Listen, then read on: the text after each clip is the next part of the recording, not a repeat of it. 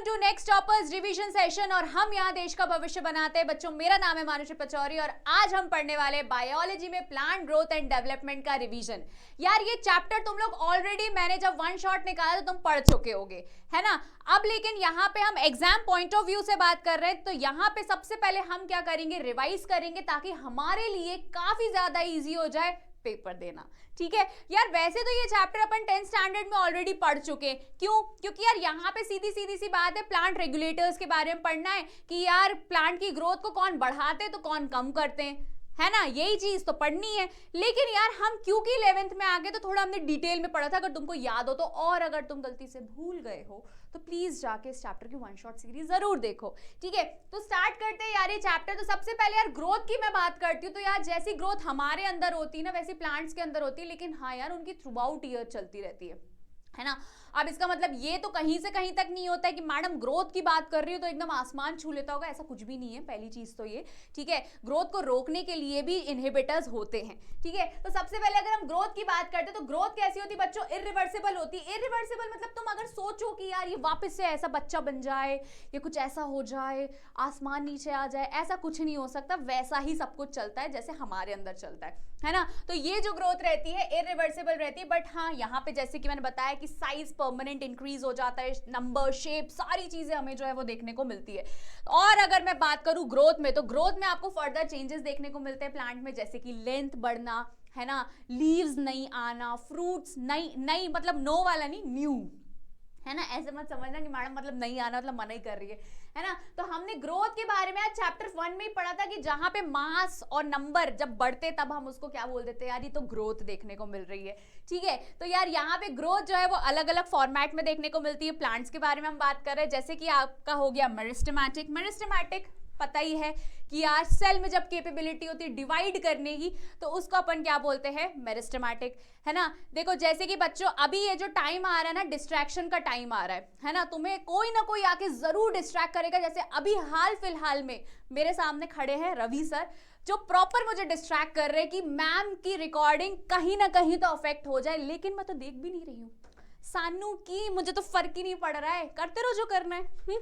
चलो, फिर उसके बाद आता है इलोंगेशन, जहां पे लेंथ इंक्रीज होती है। फिर आता है फाइनली मैच्योरेशन। हम जैसे मैं हो गई हूँ मैच्योर, जो कर रहा है करने दो, तुम्हारे साथ भी जो डिस्ट्रैक्शन आ रहा है आने दो, फर्क ही नहीं पड़ रहा, मैं देख ही नहीं रही हूँ।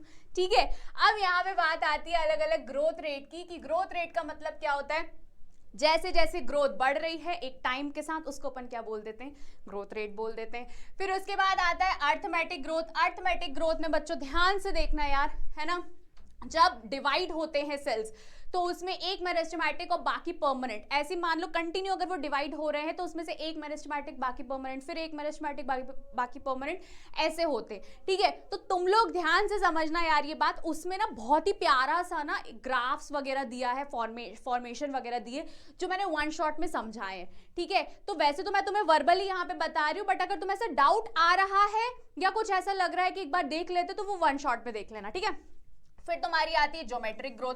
ज्योमेट्रिक ग्रोथ में क्या देखोगे, पहले तुम्हें धीरे धीरे स्टार्टिंग में ना सब कुछ धीरे धीरे होता हुआ नजर आएगा, फिर एकदम से बढ़ेगा, फिर उसके बाद तुम्हें क्या देखने को मिलेगा, एक्सपोनेंशियल रेट देखने को मिलती है।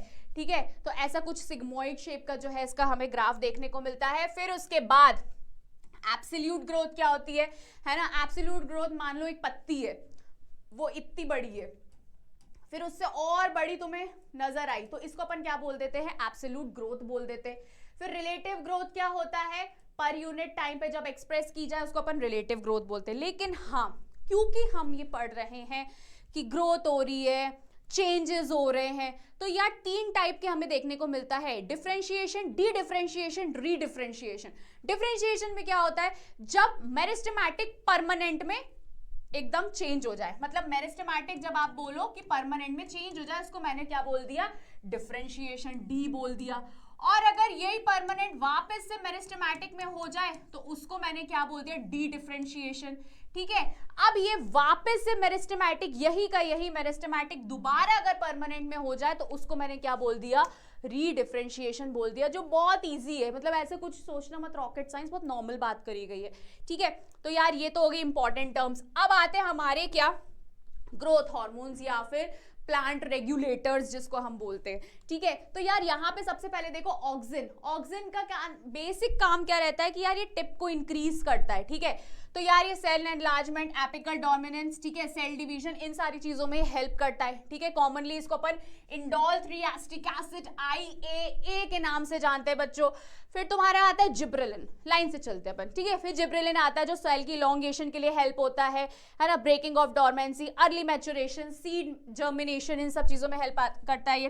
फिर आते हैं अपन साइटोकाइनिन। साइटोकाइनिन्स की बात क्या होती है, सेल डिवाइड करने का काम करता है, एसेंशियल फॉर टिश्यू कल्चर, है ना, ओवरकम एपिकल डोमिनेंस।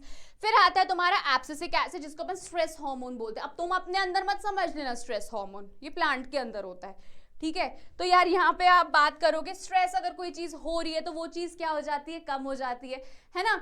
मुझे ऐसा लग रहा है आज बहुत ही मतलब मैं बता रही हूँ ये चीज होती है, जब जब तुम्हारा मन करता है ना पढ़ने का, तब तब तुम्हें डिस्टर्ब करने लोग आते। वैसे आज मेरे साथ हो रहा है, ठीक है, कोई बात नहीं, ठीक है। तो यहाँ पे एब्सिसिक एसिड की मैं बात कर रही हूँ, तो एब्सिसिक एसिड जो रहता है induce parthenocarpy, seed development and maturation, ये सारी चीजों में हेल्प करते हैं। क्योंकि यार स्ट्रेस हो जाता है ना, स्ट्रेस हो जाता है तो लड़कियों का स्पेशली हम बात करते हैं, मतलब लड़कों का भी होता है, बाल झड़ने लगते हैं, लड़कियों के साथ भी होता है, स्ट्रेस आता है तो चेहरे पे दिखता है। वैसे इनके साथ भी अगर स्ट्रेस आता है तो कभी लीव्स कर्ल हो जाएंगी, शेप कलर अलग हो जाएगा, ये सारी चीज हो जाती है।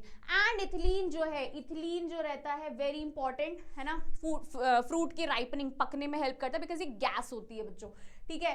एंड सेनेसेंस की बात कर सकते हैं, प्रोमोट एपिकल डोमिनेंस। अच्छा ये सारी चीजें जो है ये तो मैंने तुम्हारे रिवीजन पॉइंट ऑफ व्यू से बताई है, लेकिन अगर तुम समझो कि तुम्हें नहीं समझ में आ रहा है या और डिटेल में पढ़ना है तो इसका तुम्हें वन शॉट जरूर देखना पड़ेगा। देखो ये चीज उन बच्चों के लिए हेल्पफुल है जो ऑलरेडी मेरा वन शॉट देख के आ गए और उनको सिर्फ एग्जाम पॉइंट ऑफ व्यू से फटाफट रैपिड रिवाइज करना है, ठीक है। लेकिन अगर तुमने नहीं किया है उसको, पढ़ा नहीं है, नहीं किया है क्या, पढ़ा नहीं है, तो तुम लोग को सबसे पहले जाके मेरी वन शॉट सीरीज देखनी पड़ेगी। सो आई होप तुम्हें ये बहुत ज़्यादा क्लियर हो गया होगा। सो और तुम अच्छे से एग्जाम्स भी देके आओगे, मुझे पूरी उम्मीद है अगर तुमने मेरे वन शॉट देखे हैं तो, ठीक है। So all the best for your exams, bye.